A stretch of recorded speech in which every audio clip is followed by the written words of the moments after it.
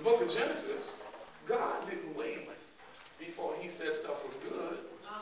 But God, every time something happened, said, it is good. Look at the principle here. God didn't wait till everything was finished before he rejoiced. But every time he saw small progress, he said, it's good. Genesis chapter number 1, verse 3 says, then God said, let there be light, and there was light. Verse 4 says, and God saw the light, and it was good.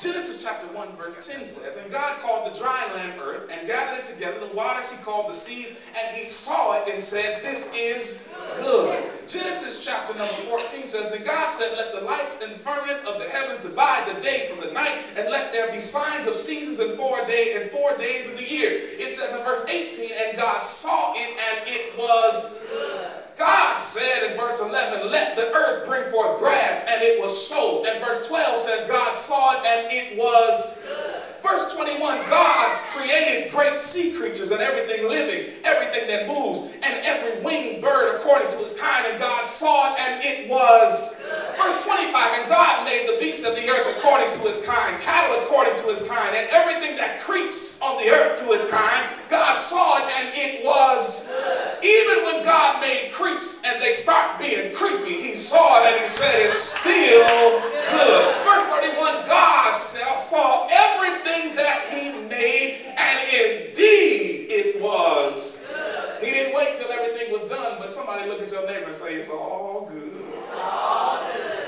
You have to learn how to rejoice in certain stages of your life. I know I ain't there yet, but I ain't waiting to praise God. I'm going to praise God right now. Yeah. You will never, ever get the victory until you learn how to give God praise for where you are right now. God gave me the blueprints, and they good. God gave me